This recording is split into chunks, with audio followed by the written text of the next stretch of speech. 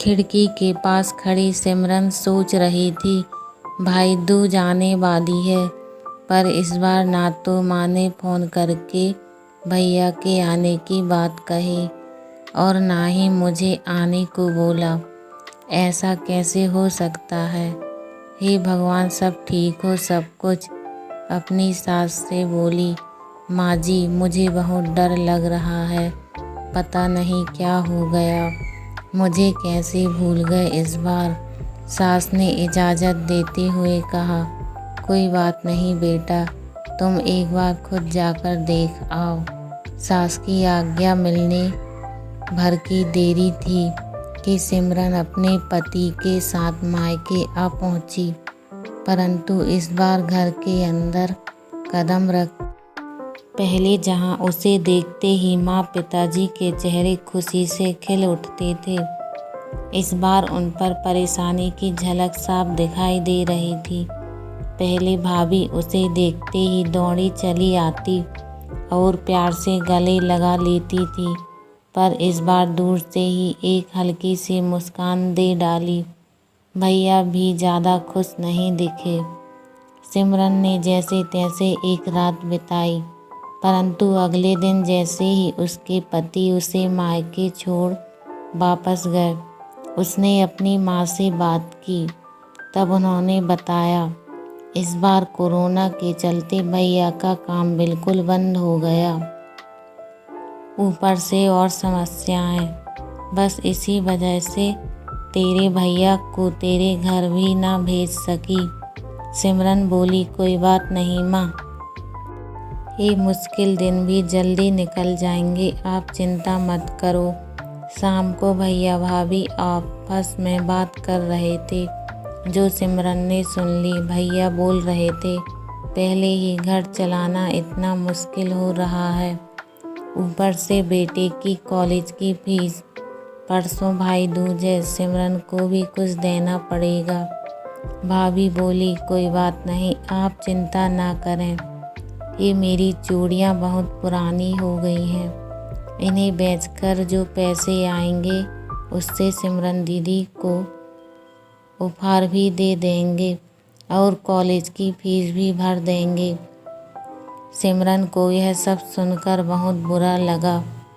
भैया भाभी ये क्या बातें कर रहे हैं? क्या मैं यहाँ उनको तंग करके कुछ लेने के लिए ही आती हूँ? वह अपने कमरे में आ गई।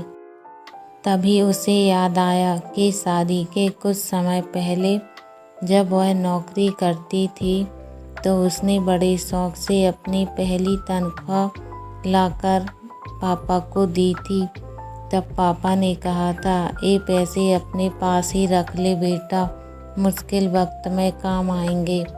इसके बाद वह हर महीने अपनी सारी तनख्वाह बैंक में जमा करवाती रही। शादी के बाद जब भी मायके आई तो माँ ने उसे पैसे निकलवाने को कहा, पर सिमरन हर बार कह देती कि अभी मुझे ज़रूरत नहीं, पर आज उन पैसों की उसके परिवार को ज़रूरत है।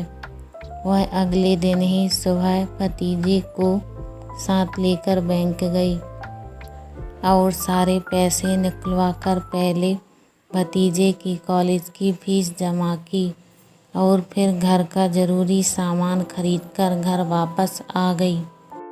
अगले दिन जब भैया का टीका किया तो भैया ने भरी आंखों से उसके हाथ में 100 का नोट रखा। सिमरन मना करने लगी तो भैया बोले, ये तो शगुन है पगली, मना मत करना। सिमरन बोली, भैया बेटियां मायके शगुन के नाम पर कुछ लेने नहीं बल्कि अपने माँ बाप की अच्छी सेहत की कामना करने भैया भाभी को माँ बाप की सेवा करते देख ढेरों दुआएं देने और बड़े होते भतीजे भतीजियों की नज़र उतारने आती हैं। जितनी बार मायके की दहलीज पार करती हैं, ईश्वर से उस दहलीज की सलामती की दुआएं मांगती हैं। जब मुझे देख माँ बाप के चेहरे पर रौनक आ जाती है, भाभी दौड़कर गले लगाती है, आप लाड लड़ाते हैं, मुझे मेरा शगुन मिल जाता है। अगले दिन सिमरन ने मायके से विदा लेकर ससुराल जाने के लिए जैसे ही दहलीज के पार कदम रखा कि भैया का फ़ोन बज उठा। उन्हें अपने व्यापार के लिए बहुत बड़ा ऑर्डर मिला था। वो सोचने लगे, सचमुच बहन बेटियां मायके कुछ लेने नहीं बल्कि अपनी बेशकीमती दुआएं देने आती हैं। जब वे घर की दहलीज पार कर अंदर आती हैं तो बरकत भी अपने आप भीतर चली आती है। हर बहन बेटी के दिल की तमन्ना होती है कि उसका मायका हमेशा खुशहाल रहे और तरक्की करे। मायके की खुशहाली देख उसके अंदर एक अलग ही ताकत भर जाती है, जिससे उसके अपने जीवन में पेश आने वाली मुश्किलों का वो डटकर सामना कर पाती है। भैया की आंखों से खुशी के आंसू बहने लगे।